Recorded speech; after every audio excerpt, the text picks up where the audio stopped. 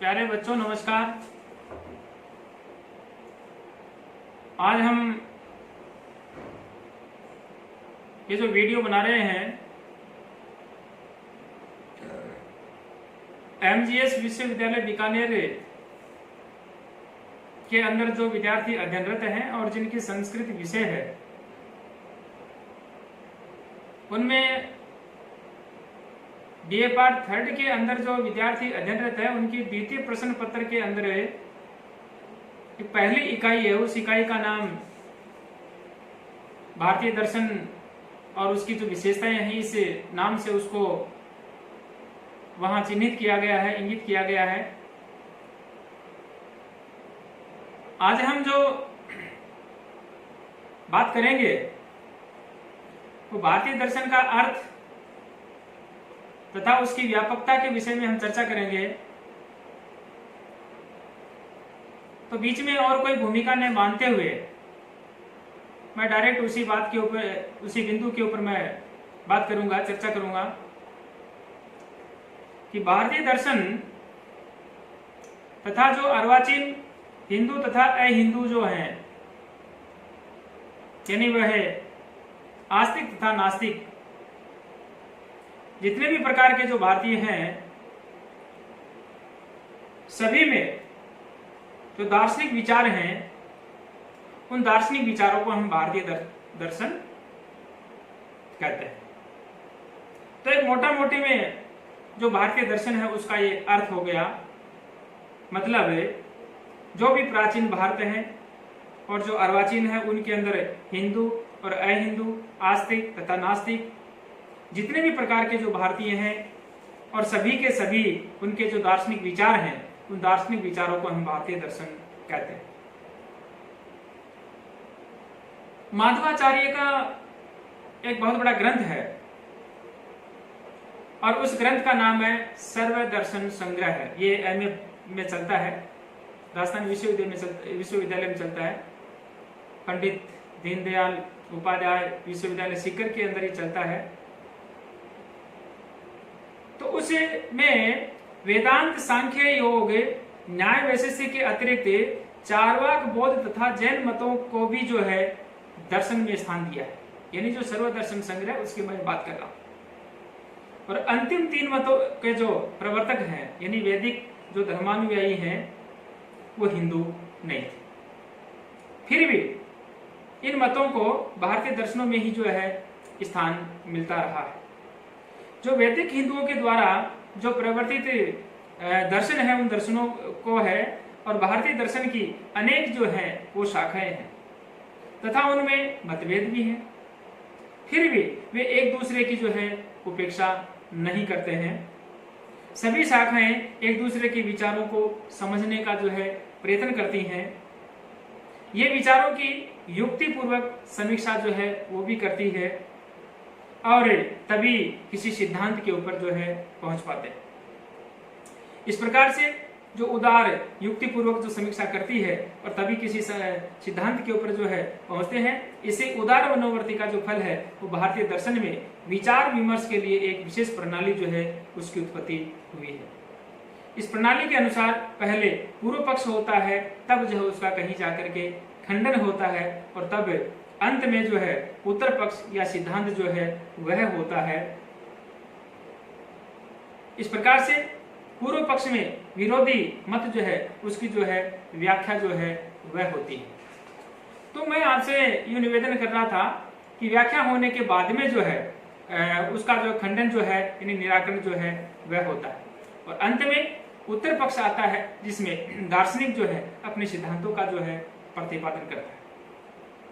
इस प्रकार से इस उदार दृष्टि के कारण भारतीय दर्शन की प्रायः प्रत्येक शाखा जो है अत्यंत समृद्ध है।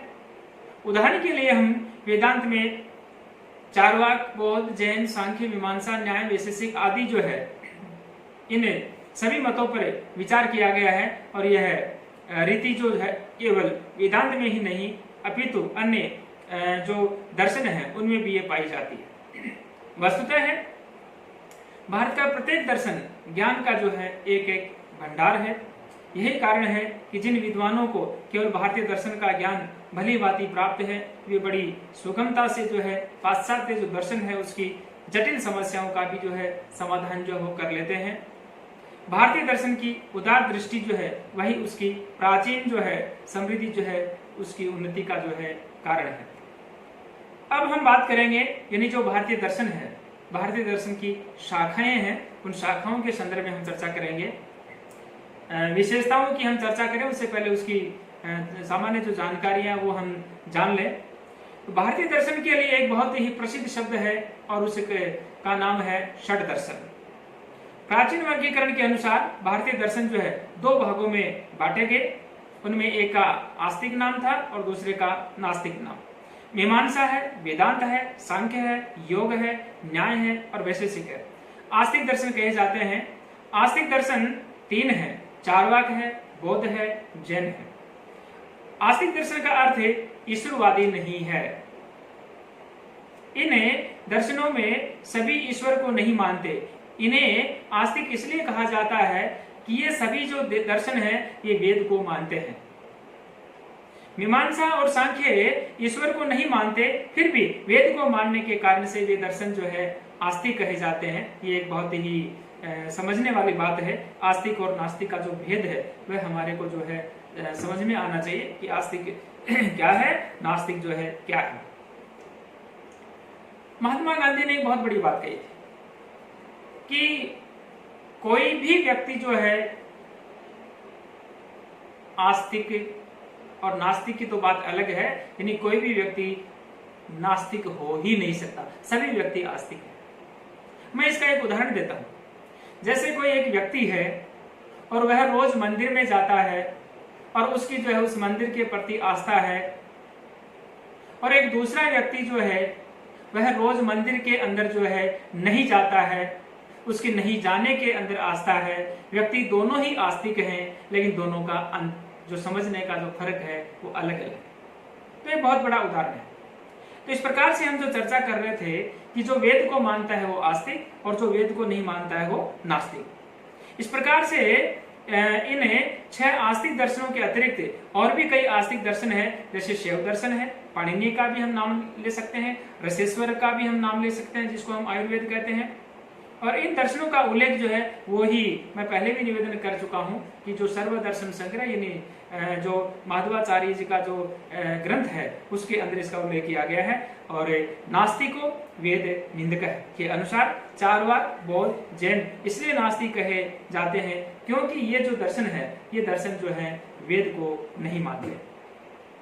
आधुनिक भारतीय साहित्य में आस्तिक का अर्थ ईश्वरवादी तथा नास्तिक का अनिश्वरवादी है, किंतु प्राचीन दार्शनिक साहित्य के अनुसार आस्तिक का अर्थ जो है वेदानुयायी और नास्तिक का अर्थ जो है वेद विरोधी है। प्राचीन दार्शनिक साहित्य के अनुसार इन दोनों शब्दों में से प्रत्येक का एक दूसरा अर्थ भी है, और इस दूसरे अर्थ के अनुसार आस्तिक परलोक में विश्वास रखने वाले को तथा नास्तिक जो है परलोक को नहीं मानने वाले को कहते हैं। इस प्रकार से जो मीमांसा है, वेदांत है, सांख्य है, योग है, न्याय है, वैशेषिक है, उनको आस्तिक दर्शन इसलिए कहा गया क्योंकि ये जो है वेद को मानते हैं। भारतीय दर्शनों का वर्गीकरण यदि परलोक में विश्वास के अनुसार किया जाए तो जैन तथा बौद्ध दर्शन भी आस्तिक दर्शन कहे जाएंगे, क्योंकि वे भी जो है परलोक को मानते हैं। षड दर्शन को दोनों ही अर्थों में आस्तिक कह सकते हैं, अर्थात वे वेद को मानने के कारण भी आस्तिक हैं तथा परलोक को मानने के कारण भी।